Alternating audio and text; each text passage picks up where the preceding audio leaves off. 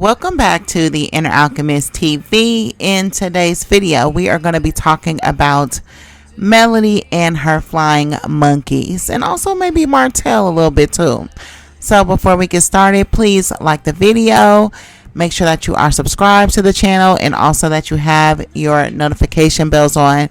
I want to encourage you guys to keep an open mind, because I want to use these experiences to kind of teach us all a little bit about life, as opposed to just letting the moments go to waste. So if you guys have been following the channel in the past, I did a video about flying monkeys. I think the title was Gossip Girls. It's something that's on members only right now.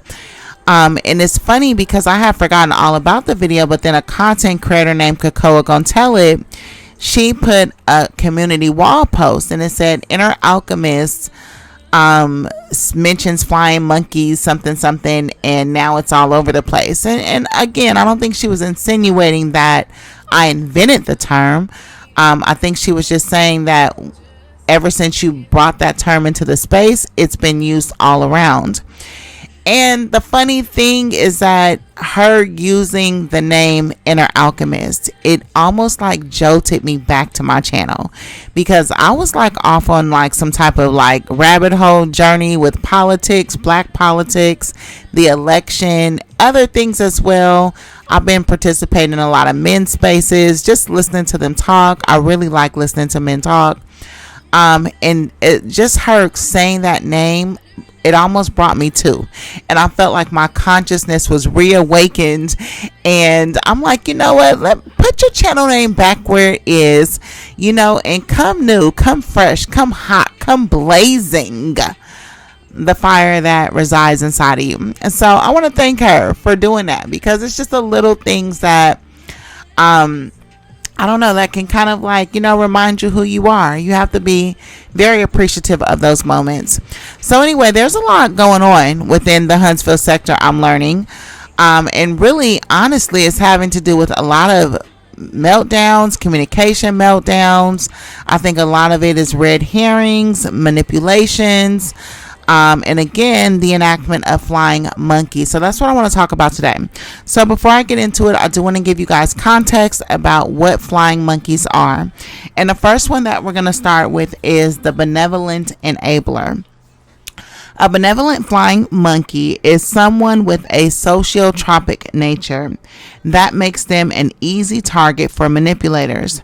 Sociotropic individuals suffer from the so-called disease to please, which means that they tend to put the needs of others ahead of theirs. Often, they unwittingly aid and abet a narcissistic person's campaign of emotional abuse, because predatory manipulators are quick to sniff out a sociotropic person's powerful longing for external validation. Benevolent flying monkeys are not consciously trying to cause harm. A benevolent flying monkey is likely to have been subjected to the narcissistic person's love bombing and gaslighting tactics. They are usually acting in good faith based on the narcissist's persuasive vilification of the person they have targeted for abuse. The narcissistic person will have used the Darvo tactic to manipulate their perception of events and the people involved, so much so that the benevolent flying monkey wrongly views the victim/survivor as the actual perpetrator of the abuse. Once the narcissistic person has effectively pulled the wool over this person's eyes, they triangulate them into a conflict, and with strong incentives to protect and rescue the narcissist.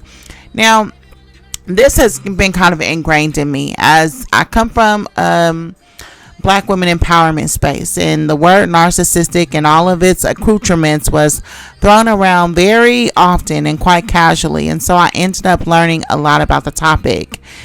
And I saw recently that Chanita Foster, which is one of Melody's friends, had done some attacking towards Letitia. And I say that very lightly, because I don't believe having a conversation per se is an attack. But I do believe that Chanita was acting on behalf of Melody.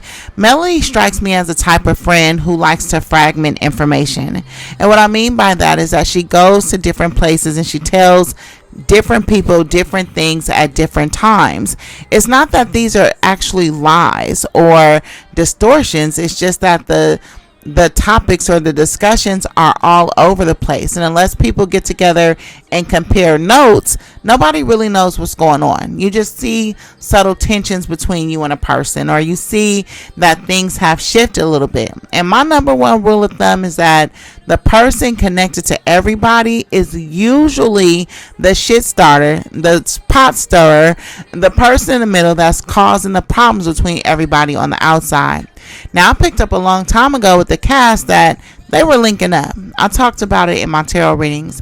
I also talked about my pyramid theory when it comes to the show and when it comes to Martel and the people that were coming into the show. And it was my perception that the majority of the people were now being linked to Martel, and that there was some commission-based incentive to do so, meaning that both Melody and Martel are serving as producers on Love and Marriage Huntsville. This means that they are responsible for the direction of the show. They're responsible for securing castmates, securing storylines, etc. And they are given a budget to do this. Now, if they secure talent under that budget for a low rate or a high rate, that's their business. It has nothing to do with Carlos. It has nothing to do with OWN. It has nothing to do with the entertainment agencies they work for. It's simply saying, hey, this is your production budget, $200,000. Get the talent, get the storylines. If I go to the hood and find a crackhead to run a scene with me for $800, well, then I pocket the rest of the money. That's my theory when it comes to the pyramid aspect of it. I think that when Martel and Melody first started, obviously they were in on this together. But as they separated and divorced, I believe that the cast was divided on whose side to be on, because it mattered who signed who. So it mattered if Martel signed the Fletchers, or Martel signed Stormy, or Martel signed Trisha, etc. And it mattered if Melody signed whoever it is that she was signing. I talked about strategic ice outs because I felt like, well, it seems to me that everybody who Martel wants on the show is making it on the show, and maybe the people that Melody are choosing for the show are not making it on the show. And I talked about her potentially bringing Chanita Foster in as a castmate, or doing a pilot to run to see how she was received on the show, etc. So all of this came out in the tarot readings over the last year or so before I kind of took my little hiatus, if you will. So those are just some show theories that I had. Now, having said that, Chanita Foster went in on Letitia Scott. At least that's the exaggerated narrative.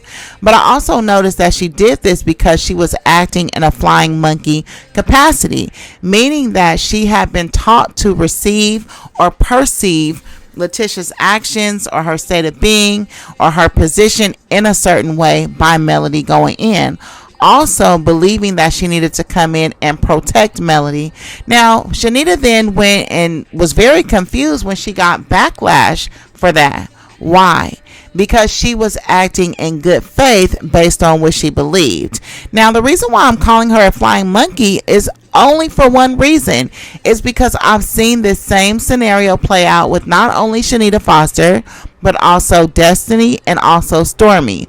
All of them, in their initial interactions on the show, came in as a friend of Melody and have defended her passionately against others, whether there was warrant or no warrant. And eventually they were X'd out, iced out, or there was some type of fallout.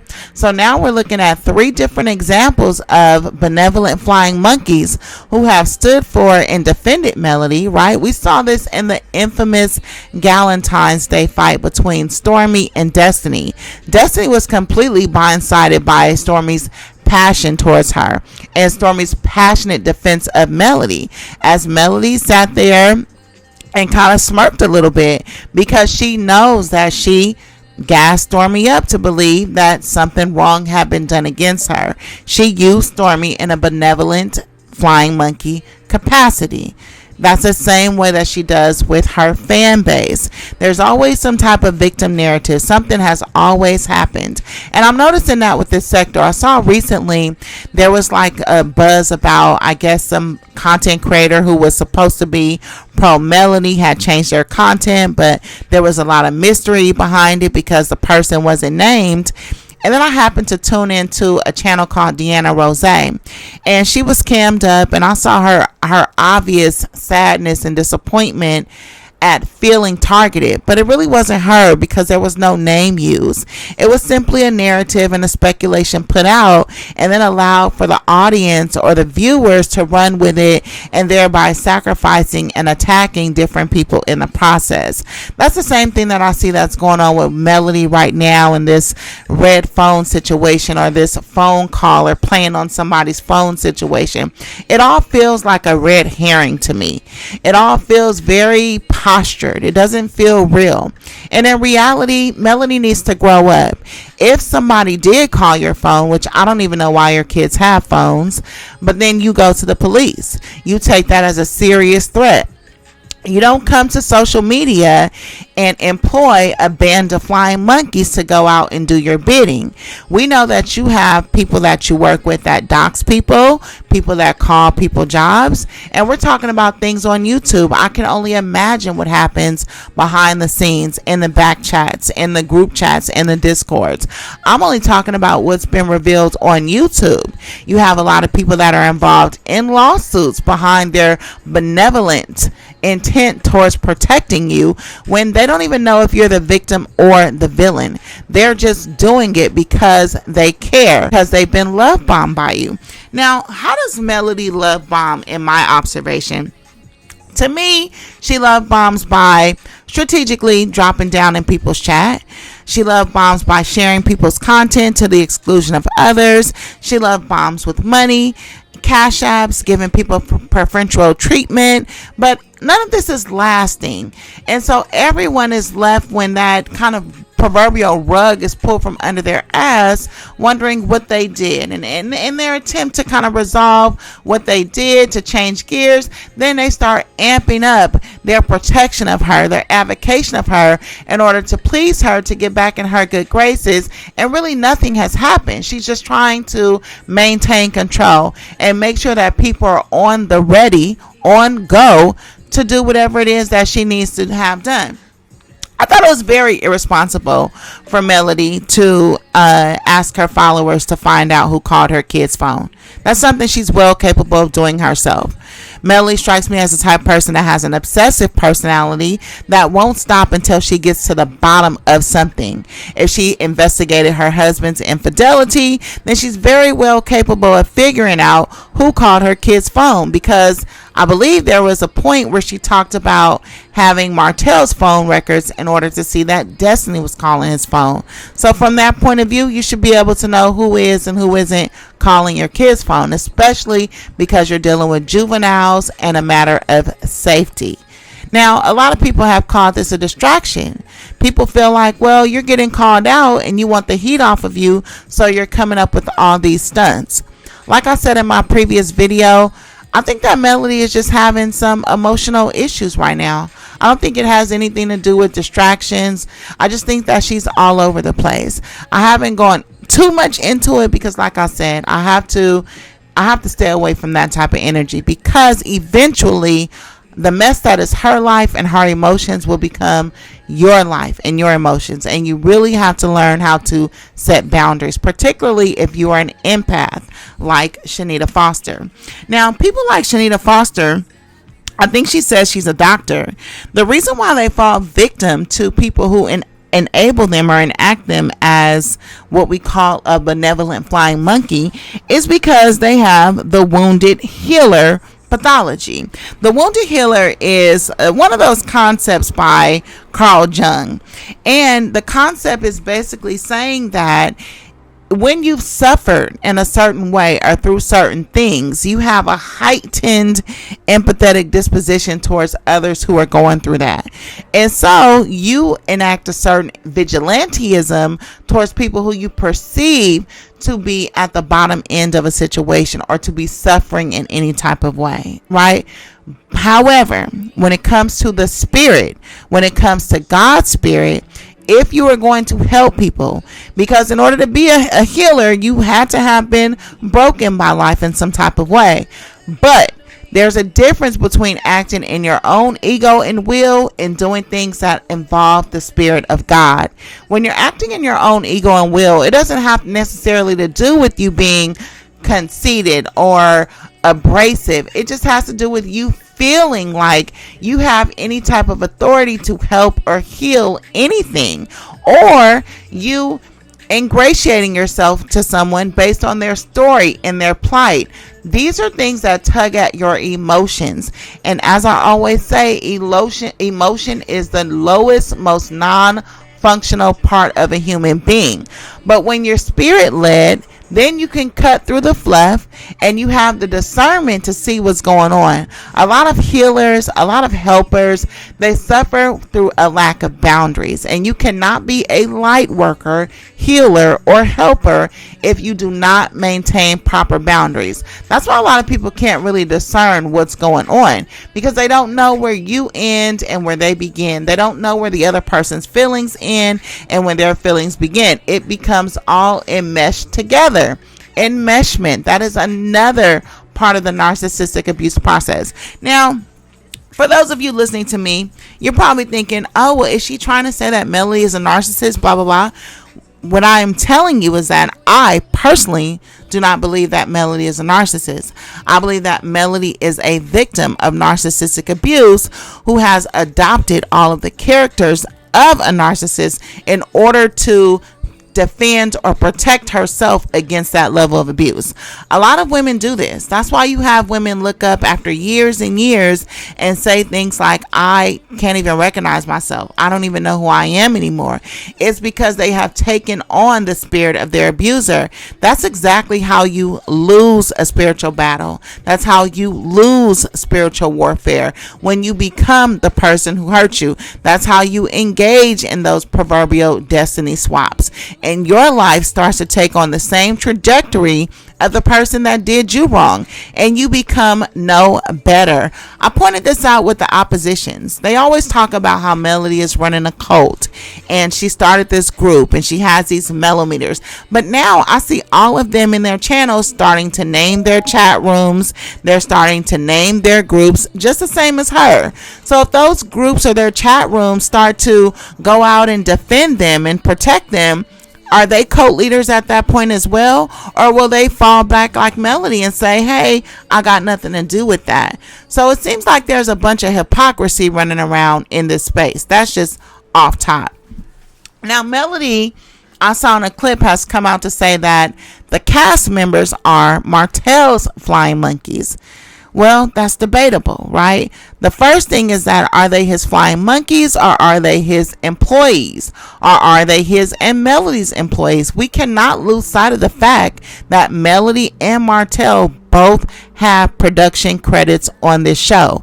This means that they are running the narratives. They are running the storylines, no matter how far removed they seem from that. Now, Carlos may have been intervening and trying to create balance in the show because Melody, through her production, benefits, probably remove things from the show, remove certain conversations, misconstrued certain topics, in order to paint different narratives.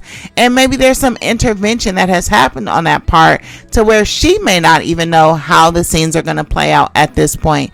But that seems to have been created to give some type of equity to the other cast members, that they may rise up and get what they want out of the show as well. Because for the most part, she seems to have been dominating the show all the way from her presence on the show, which we all have to admit, her scenes are more exciting. Even though they are very negative, hostile, and aggressive, they are more exciting than the rest of the cast. I don't know why people were saying Letitia cleared and Destiny carried. Neither one of them was given to me. That's why I went to watch the show, because I wanted to see them in action. I wanted to see the fullness of their power, their glow. I didn't see any of that. I'm not even trying to be funny. And I don't have anything against Letitia and Destiny. I think those are the two most beautiful women on the cast, period. Not that it's about looks, but they're just beautiful people. I love looking at Destiny's little fat face. And Letitia, she serves a hot pink lip or a hot pink everything on her brown skin. And it's just a beautiful aesthetic to me. So I really like watching them. But did they carry? Did they clear? No, not exactly. No, they're not serving in the way that they could be or should be. But anyway, so Martel has maintained his relationship with most of the cast. Now, I did see in previous seasons where I felt like Melody intentionally tried to come in between him and the Scotts. When Melody and Martel were breaking up, they were both racing to the other couples. Now, again, leave it to me. I'm going to tell you it's because they wanted to secure those contracts to make sure that they were getting the commission off of the couples. However, I noticed Martel immediately went to Marceau to apologize for the actions of the couple, stating that it was all his wife. And he needed some business opportunities, and all they wanted to do was get Letitia on board because she was still hurt that he tried to hurt their family by claiming Marceau had 20 girlfriends. So it seemed like the Scotts and the whole Martel were going to move forward with their project. Then I saw Melody intentionally misconstrue a situation with Wanda. Wanda said something about her and paternity, and Melody made that to seem like it was about her baby, and therefore Team Hope needed to take down the Scotts. This was all capped to me. The reason why is because in a previous episode or season or whatever I was watching, Martel was confronting Wanda at an event, I think it was Jalen's graduation, about talking about his daughter's hair. Melody did not stand with Martel on that. She laughed and she cackled with Destiny. They went off to the side and left Martel to argue with Wanda about his daughter by himself. So I know that acting like she's so passionate about Wanda's statements about her kids, that was all fake, just based on the fact that a previous episode had already showed you acting in a different capacity. I watched Melody with my own eyes go to Martel's house, have a conversation with him about them talking about her kids, and then she went to Destiny's event shortly thereafter and she just turned up. But she had already gassed Martel up to believe that they needed to be on the same side, and it was Team Holt, and and all these things, and she started shit. But her intention was to break up his relationship with the Scotts. That's been my perception of the events. Melody did not want Martel to be cool with the Scotts because they would offer him a path out, meaning do a contract with him, give him a business opportunity, help him stack the deck on the cast, etc. So this is an example of how Melody manipulates situations, which honestly I haven't been too mad at. It is also my perception that she created opportunities for people to get on the show, Martel included. If he leaves her and joins with another woman, why should they eat off the plate that she prepared? Why should they sit at the table that she prepared? But she's too far deep into it at this point. He already has relationships. He already has production credits. And she doesn't have the power to do any hiring or firing. So what could she do other than walk away herself? Which we know that's what she's not going to do. She doesn't have the wherewithal to choose something that's healthy for her mentally. She has to dig her heels in and go lower and lower and lower, knowing that's not what she's made of. That's really not what she's made of on an emotional level. Has she learned how to play the game? Maybe so. But has she changed her brain chemistry and her inherent goodness? Yeah, she sacrificed that in the process. Martel and his flying monkeys. That's a matter of perception. Everybody on the cast, for the most part, especially the women, seem to be siding with Martel. But at the same time, Martel is a better time than Melody. Even when I look at the scenes, and listen, I'm looking as a person who just came in, but I'm watching the show from the very beginning. But when you look at Martel's scene, they're always jovial. He's always smiling. He's always down to earth and laid back. He's very comfortable. He's a gentleman. He's nice to look at. He looks like he smells good through the TV. I don't like the way he looks. He looks like Master Splinter from the Ninja Turtles to me. However, I know a good looking, well put together man when I see one as well. And there's something about Martel's spirit that everybody is at ease and just comfortable and relaxed. By contrast, all of Melody's scenes are filled with tension, hostility, murmurings, undercurrents. It's a tone of negativity. It reminds me of my girlfriend. She's real close to me, and she's complaining about her mom, and she's like, my mom is always at my sister's house, but my mom never wants to come to my house, you know. So we all ended up in a conversation together, me, her, and her mom, to her chagrin. Probably I asked her mom flat out, why you never want to go to TT house? Why you TT feel like her feelings hurt that you always going to your other daughter's house and not her house? And she like, well, it's boring over here, it's dead over here, it's dry over here, it ain't no energy over here.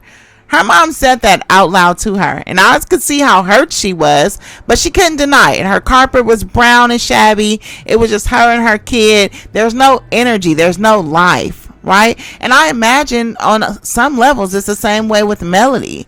There's no life there because everything is filled with something negative, or her acting like an elitist, or trying to give people her ass to kiss, or being overdressed, or being extra. It's never just anything that's real or something that anybody would want to luxuriate in or be comfortable around. Now, I'm not mad at it. I like the bouginess, I like the flippantness, but not as a friend per se, right? Melody to me has a beautiful home. I love the way she decorated her home. I love her furniture. I love her different rooms. Her taste is on point, but does it feel like it's full of life? I don't know about that. When I look at catered food on your kitchen counter, and you know, it to me it just doesn't look very like a place that I would want to come in and kick my feet up and feel like I belong there. It feels like a place that I may be invited to for an event, but not a place I could pop up to on a Wednesday night and just have a glass of wine and talk shit. It's a totally different vibe, so I get that. With Martel, it seems just like he's a just down to earth, cool type dude. His scenes are just cooler, more relaxed, more fun, more comfortable. I'm just being honest. And that's just the scenes. So anyways, I wanted to talk about this flying monkey situation because I'm seeing a lot of just toxic behavior. Like I said, not only Melody, but content creators as well, throwing red herrings out there, but also sacrificing a lot of other people in the process and creating confusion for the viewers, where they're actively going out and hurting other people. I'll never forget the look on Diana, whatever her name is, Diana Rose's face, and how disappointed and discouraged she was at the thought of even going back down the rabbit hole of trying to prove herself, as if she didn't put in her life's work to building her own channel, as if Melody somehow owns her channel, as if anybody decided to change directions for any reason, that they would be in some type of contempt of court or contempt of the sector. The way people go about taking up space, or what do I want to say, claiming property, it's like monopoly. It's really childish and it's sickening. It really is. And people need to call it out. I'm not calling no names because that's not my purpose. My purpose is to educate so that people understand what they're looking at and that you can make good choices, because it's only before long that this becomes a part of your spirit and who you are. So that's my perception of Melody and her flying monkeys, all the way down from the millimeters. And again, there's malevolent flying monkeys, don't get me wrong, but I believe that for the most part the millimeters are benevolent flying monkeys. So let's move forward. I want to do a little reading before I let you guys go, and this reading is about narcissistic couples, right? Because let's be honest, maybe everybody's a pawn in Martel and Melody's chess game. You know, when I look at Martel bringing Trish on the show, and then I look at Melody coming right behind him and having something to do with Trish's husband, I just see them one-upping each other. I see them, like I said, ping-ponging off of each other. And to me, they are in a narcissistic chess game with each other as exes. And they may as well be together for all of the energy that they derive from each other. So, I hope you guys enjoyed my breakdown. I'm now going to transition to the chapter reading, and if I don't come back, I will see you guys on the next one. Don't forget to like the fucking video. That's going to be my new tagline. Like the fucking video, okay? And visit me on the InherAlchemist at Etsy. Leo Tolstoy displayed all the signs of a deep narcissist. His mother had died when he was 2 and left a giant hole in him that he could never fill, although he tried to do so with his numerous affairs. He behaved recklessly in his youth, as if this could somehow make him feel alive and whole. He felt continually disgusted with himself and could not figure out who exactly he was. He poured this uncertainty into his novels, assuming different roles in the characters he created. And by the age of 50, he finally fell into a deep crisis over his fragmented self. Sonia herself rated high on the self-absorption scale. But in looking at people, we tend to overemphasize their individual traits and not look at the more complex picture of how each side in a relationship continually shapes the other. A relationship has a life and a personality all on its own. And a relationship can also be deeply narcissistic, accentuating or even bringing out the narcissistic tendencies in both sides. What generally makes a relationship narcissistic is a lack of empathy that makes the partners retreat deeper and deeper into their own defensive positions. In the case of the Tolstoys, this started right away with the reading of his diary. Each side had their divergent values through which they viewed the other. To Sonia, raised in a conventional household, this was the act of a man who clearly regretted his marriage proposal. To Tolstoy, the iconoclastic artist, her reaction meant she was incapable of seeing into his soul, of trying to understand his desire for a new married life. They each misunderstood the other and fell into hardened positions that lasted for over 48 years. Tolstoy's spiritual crisis epitomized this narcissistic dynamic. If only in that moment they each could have attempted to see this action through the eyes of the other. Tolstoy could have clearly foreseen her reaction. She had lived her whole life in relative comfort, which had helped her manage the frequent pregnancies and upbringing of so many children. She had never been deeply spiritual. Their connection had always been more physical. Why should he expect her to suddenly change? His demands of her to be spiritual were almost sadistic.